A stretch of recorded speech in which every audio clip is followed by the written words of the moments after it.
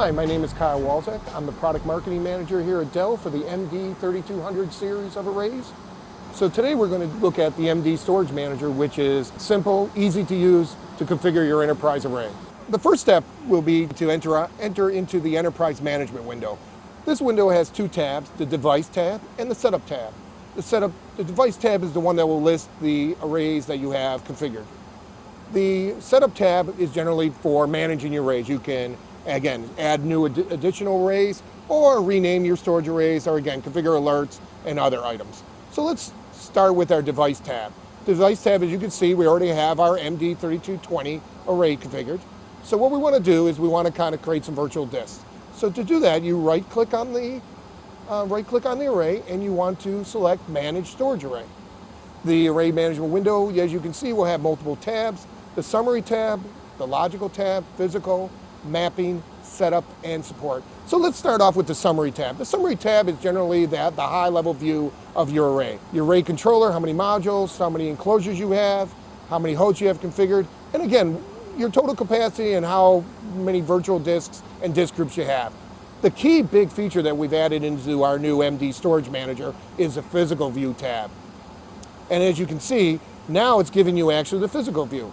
So for this configuration, we have our MD 3220 SAS array, and connected to that, we have multiple enclosures. We have 3 of our MD 1220 storage arrays, which gives you a configuration up to 96 drives. If you want to click on a hard drive, again, it gives you everything you want to know about the hard drive. Let's start off with just say disk group RAID 5 with 3 drives. So we click on the first one, do the shift key, highlight the 3, and then right click on that and say select create disk group. Again, it's going to take you up to the quick, easy to use wizard. You select next. Next thing they're going to ask you is to use a disk group name. I'm going to leave it as default. And then you have 2 options. Do you want it to automatically configure or manual? What I'm going to do here is just to show you better, we'll go through the manual route. And as you can see, the 3 that I've selected are already been selected and moved over to the configuration window. Again, I kind of mentioned we're going to do a RAID 5 disk group. All you have to do now is just calculate capacity and select finish.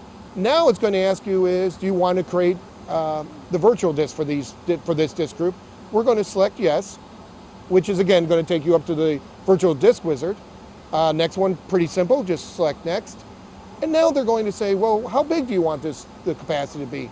For this one, we're just going to make it 50 gigs, and everything else we're going to leave by default. Select finish, and it's as simple as that. We've already created one, and it's going to ask you, do you want to create any more? You're going to say no, and then say okay to the next one. So again, as you can see, if you can see on the screen, we've selected a virtual disk, the disk group, and a virtual disk for these 3. What I want to do is create another one, but using the traditional older method in the logical view. So let's do it that way. This time, just so we can monitor both of them, I'm going to make this one 100. Like I did, the first one was 50, this one will be 100.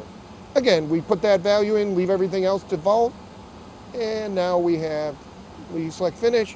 We don't want to create any additional ones, hit okay. And as you can see, now we have the 2, the RAID group. And again, if you're going, well, I like to use some of that physical view, is again, even on this one, you can select it. Over here, you can see from the physical view what you actually configured. Even in the logical view, you can go back to the physical view and see that, oh, these are the 3 I just configured.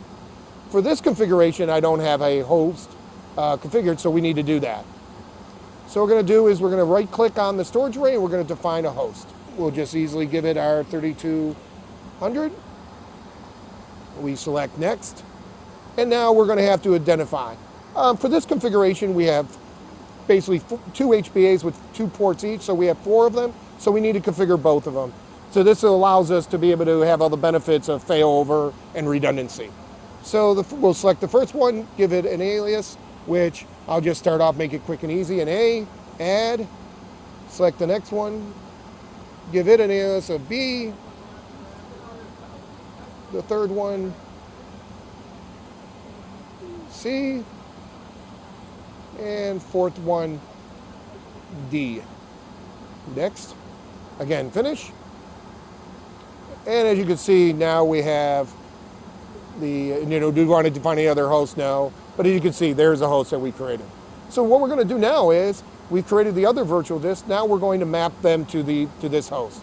So what we do is click on the first one we made, right click, define additional mapping, select from the list. We only have one, so we want to select that host. We say add. We go to the other one, do the same thing, click on number 2, and we add that. And that's it. It's as simple as that. Again, this is the key thing here is why it's initializing. Doesn't mean you have to wait for it. You can just move on. You don't need to wait for it to initialize. So let's go to the classic device manager in Windows. As you can see, neither of them, when we first started, was being displayed. So now all we do is right-click on Disk Management, rescan disks. And as you can see, here's our 50 gig and our 100 gig ready to go. We have used MD Storage Manager to configure disk groups, create virtual disk, and now pretty much map them to the host. Thanks for watching. We've created a simulator of our MD Storage Manager. So if you're interested in taking it for a test drive, contact your Dell sales rep.